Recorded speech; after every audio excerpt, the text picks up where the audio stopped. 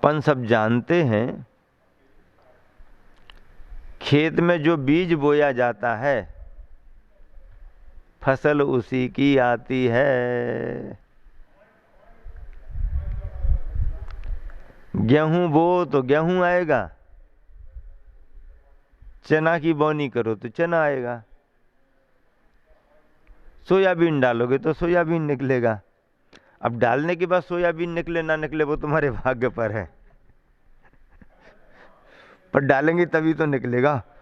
अब तो 3-4 साल से सोयाबीन की फसल आ ही नहीं रही, लग गते ही निकल आए इतना ही बहुत है। तो पहले पहले तो खूब इकट्ठा कर लिया, खूब निकल गया। अब प्रकृति भी बदलती रहती है, अब सभी किसान खूब अच्छे से उसी में आ गए, अरे सोयाबीन अच्छी फसल आ रही, अच्छी फसल आ रही, वही लगाओ। बाकी सब लगाना बंद कर दिया। अब सब लगाना बंद कर दिया तो जमीन भी कहने लगी ज़्यादा लोभ मत करो, जितना देना था दे दिया। अब तुम उसी में लग गए। अब 2-4 साल से पानी पानी पानी पानी पानी, अब पानी में बचा खुचा जो आया सो आया, लगती निकल पा रही है। चलो निकल तो रही है ना, जितना निकल रहा उतना ही ठीक, आगे देखो। लेकिन जो बोओगे वही तो आएगा। सोयाबीन लगाया है तो सोयाबीन आएगा, गेहूं डाला है खेत में गेहूं आएगा, चने डाले हैं खेत में तो चना आएगा। आपने मूंगफली लगाई तो केला कैसे निकलेंगे?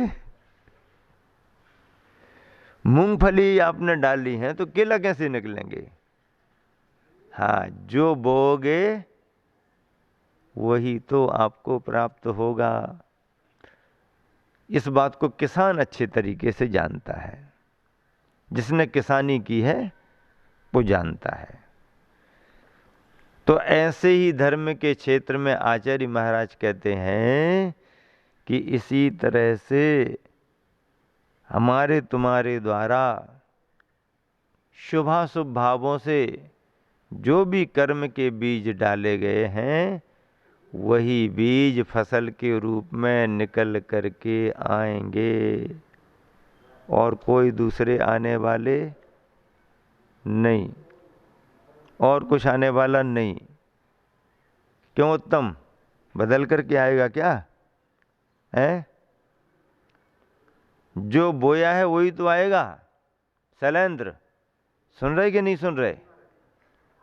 अपन जो बीज बोते हैं वही तो फसल में आएगा भैया। अब यदि किसी ने खेत में कांटे डाल दिए हैं तो फूल कहाँ से उगेंगे पुजारी जी? फूल उगेंगे क्या? नहीं उगेंगे। कांटे वाली आपने डाली जमीन में रख दी तो बबूल कांटे कांटे निकलेंगे, और आपने फूल उगने वाली डाली लगा के रखी है, फूल उगेंगे। शीतल धाम की एक कार्यकर्ता सभी कितना प्रयास कर रहे, यहाँ नीम का पौधा लगा रहे तो कहीं कोई लगा रहे तो कहीं कोई लगा रहे, छोटे छोटे पौधे लगा रहे, उनके बचाव के लिए उसमें कांटे लगा रहे, पानी भी डाल रहे। अब सोच रहे हैं कि आज हरा भरा हो जाए, कल हरा भरा हो जाए। ऐसे हरे भरे होते हैं क्या? जब उसकी जड़ जमेगी तब पौधा हरा भरा होगा। 10, 5, 15, 20 पेड़ लगाओगे, पौधे लगाओगे, 2, 5, 7 अपने जम जाएंगे। पौधे की जड़ों में बाहर की हवा नहीं लगनी चाहिए। पौधे की जड़ में यदि बाहर की हवा लग गई फिर वो पौधा जमेगा नहीं, हाँ सूख जाता है।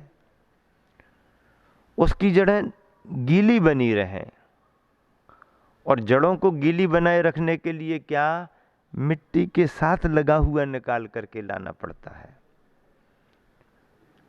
खेत में बड़ा बगीचा था, आम हैं, तरह तरह के आम। अभी जितने आम आते हैं वो बगीचे में, गांव के घर के बगीचे में थे।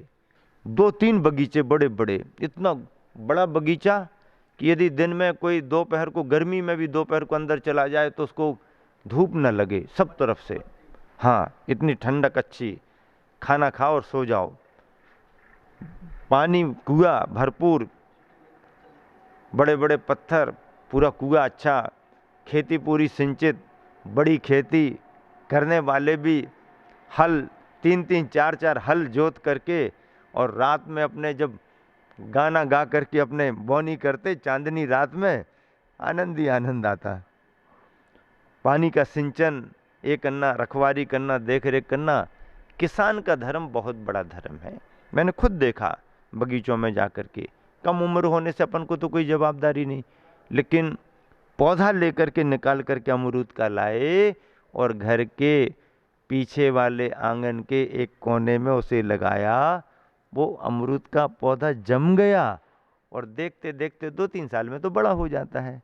सब चीज़ें अच्छी लगती हैं।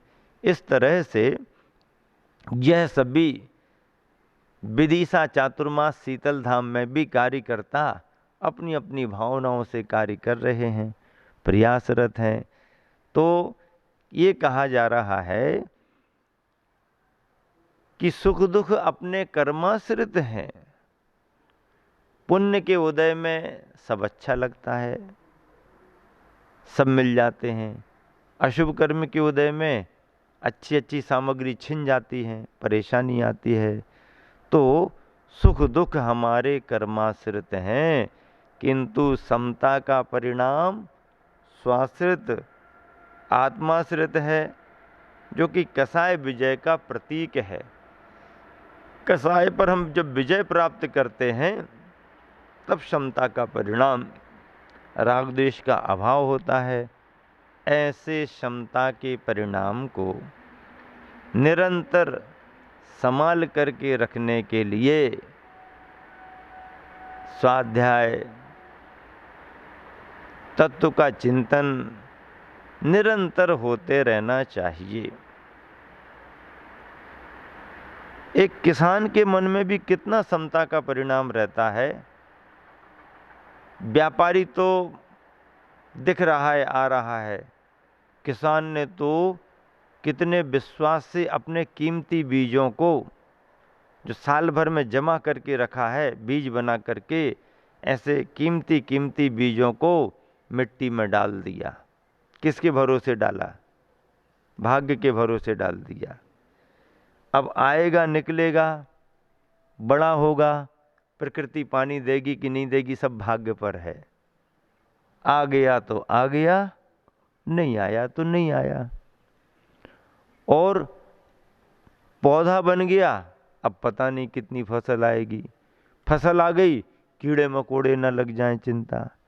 फिर इसके बाद फसल पक गई, बादल ना होने लगे, कट गई, खेतों से उठ करके घर पहुंचे तो गले में पहुंच गई। अरे अब वहां पहले निकल तो जाए अनाज, निकल गया, घर पहुंचे। जब घर पर आ जाता है अनाज, तब किसान को संतोष होता है कि हमारा काम हो गया। किसान भी समता का परिणाम रखता है, भाग्य पर भरोसा करता है। इसी शुभ भावना से विराम देता हूँ। महावीर भगवान सागर बूंद समाये में गुरुवर आचार्य श्री कह रहे हैं, सरलता और समता ही मेरा स्वभाव है। क्या कह रहे हैं? सरलता और समता ही मेरा स्वभाव है। कुटिलता और ममता केवल विभाव, कुटिलता और ममता केवल एकमात्र विभाव है, सरलता और समता स्वभाव है। गुरुवर आचार्य श्री ने निजानुभव शतक में ही ऐसा कुछ लिखा है, स्वाधीनता सरलता समता स्वभाव, तो दीनता कुटिलता ममता विभाव।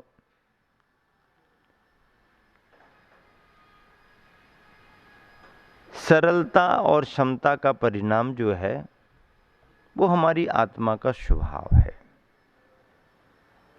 कुटिलता और ममता को विभाव माना गया है।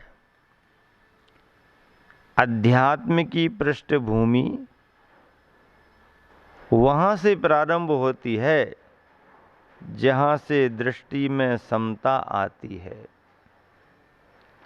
जहाँ से दृष्टि में समता आती है, अध्यात्म की पृष्ठभूमि वहाँ से ही प्रारंभ होती है। समता आए बगैर अध्यात्म की भूमिका बन ही नहीं सकती है। समता के साथ सुख का गठबंधन है, गठबंधन की बात कर रहे, जोड़, सुख और समता। तो जहाँ समता है वहीं सुख है। गुरुवर ऐसा कहना चाह रहे, इसलिए कहा कि समता के साथ सुख का क्या है, गठबंधन। हाँ, गठबंधन के बिना काम नहीं बनता है। अपना ग्रुप बनाओ। आजकल सरकारें भी गठबंधन की चल रही, सरकारें भी गठबंधन की चल रही हैं। भैया अलग अलग चुनाव भले लड़े हैं, लेकिन अब चुनाव लड़ने के बाद अपन अपना गठबंधन बना लो, या चुनाव लड़ने के लिए गठबंधन बना लो। पार्टी अलग अलग है, लेकिन अपन अपना मिल करके गठबंधन बनाओ, साझा सरकार बनाओ। समता के सांचे में ढला हुआ ज्ञान ही विपत्ति के समय काम आता है। समता के सांचे में ढला हुआ ज्ञान ही विपत्ति के समय काम आता है, क्योंकि ज्ञान तो ज्ञान ही होता है।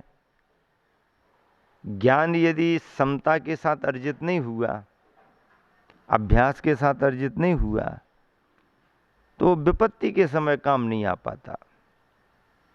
नीतिकारों ने कहा है कि विद्यार्थी चेत कुतो सुखम और सुखार्थी चेत कुतो विद्या।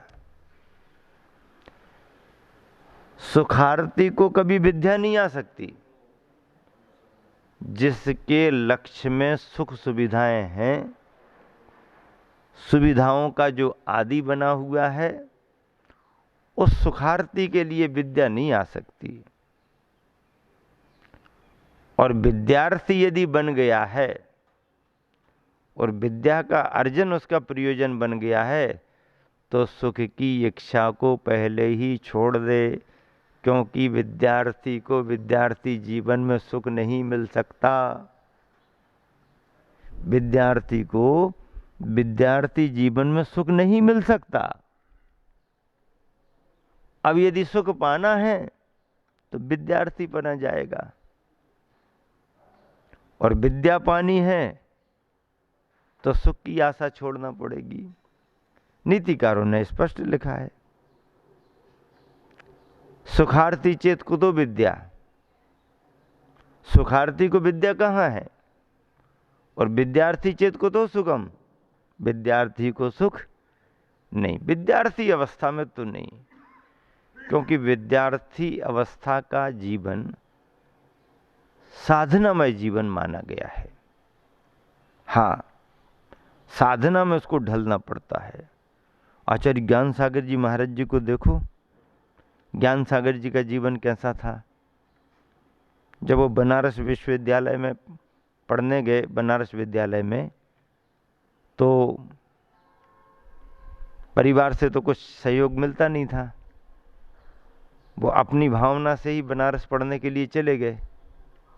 अब छोटा मोटा जो भी काम था वो हो जाता था, लेकिन फीस भरना है, भोजन करते हैं तो उसको करना है, तो कैसे कहाँ से। तो उन्होंने रास्ता क्या निकाला, देखो तो महापुरुष, बड़े बड़े महापुरुष कैसे कैसे रास्ते निकाल के गए उन्होंने, कि घर से कुछ ना मंगाना पड़े और बोर्डिंग का खर्च निकलता रहे। तो दिन भर वो पढ़ाई करते थे। क्या करते थे? पढ़ाई करते थे। और शाम का जो समय विद्यार्थियों के लिए फ्री मिलता था घूमने का, खेलने का, उस शाम के समय में वो किसी दुकानदार के यहाँ से गमछे तौलिया उठा लेते थे, गिन करके ले लिए, और गंगा के घाट पर जहाँ लोग आते जाते रहते, भीड़ भाड़ रहती, वहाँ पर अपने गमछे बेचने के लिए निकल जाते थे। हाँ, ज्ञान सागर जी गमछे बेचने के लिए निकल जाते थे। कोई झिझक नहीं, कोई शर्म नहीं। पढ़े लिखे थे, स्वाश्रित रहेंगे और घंटे आध घंटे में जो भी जितना, घंटे डेढ़ घंटे में जो भी जितना घूमे फिरे, जितने निकल गए उतने, और बाकी वापस ला करके दुकानदार को दे दिए। अब जितना का बिका उसमें से दुकानदार का जितना था वो दे दिया, बाकी कुछ बचा। वो बचा बचा करके फीस भर देना, भोजन का पैसा जमा कर देना और पढ़ाई करना। रिजल्ट बहुत अच्छा आता था उनका, टॉपों टॉप आता था, बुद्धिमान थे। तो पंडित कैलाश चंद जी, सिद्धांत शास्त्री वगैरह बताते हैं कि उस समय के अधिष्ठाताओं को मन में ये भाव आया कि ये विद्यार्थी इतना होशियार है, पढ़ाई करता है और मेहनत भी करता है। सभी को मालूम हो गया था कि ये क्या करता है। तो उन्होंने फिर बुलाया और कहा ये क्यों करते हो तुम? तो उन्होंने साफ बताया कि इसलिए करते हैं, हम परिवार से लेते नहीं हैं और हमको पढ़ाई करनी है। पढ़ाई हम अपनी जिद से करने के लिए आए हैं, परिवार ने तो भेजा नहीं, तो हम अपना काम करते हैं। तो अधिष्ठाता वगैरह जो थे बोर्डिंग के, वो इतने खुश हुए तो उन्होंने इनको कहा कि चलो तुम इस चिंता से मुक्त हो जाओ, तुमको घंटे डेढ़ घंटे इसमें लगाना पड़ता है, तुम्हारा भोजन भी फ्री और तुम्हारी फीस भी फ्री, तुम पढ़ाई करो क्योंकि रिजल्ट तुम्हारा अच्छा आता है। तो उन्होंने निवेदन क्या किया कि आपने फ्री किया ये तो बहुत अच्छी बात है, लेकिन मैं अपना अध्ययन अपने श्रम से करना चाहता हूँ, इसलिए इस श्रम को हमारा बंद मत कराओ। इतने आश्चर्यचकित हुए कि मतलब एक आदर्श बन गए वो विद्यालय में, क्लास में।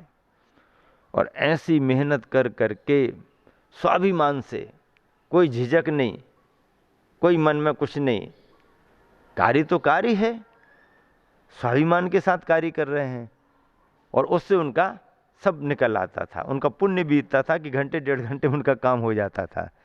ऐसा करके दुकानदार भी इतने मतलब विश्वास रखते थे कि जो चाहिए ले जाओ और वापस, क्योंकि उनको पता हो गया था, करते थे। तो ऐसे ऐसे लोग अपने जीवन में शिक्षा को ग्रहण करने में, विद्या का अर्जन करने में समय देते रहे हैं। इतिहास इन्हीं लोगों का बनता है। जितने बड़े बड़े महापुरुष हुए हैं उनकी कहानियां पढ़ो तो जीवन में ऐसा लगता कितना संघर्ष किया इन लोगों ने।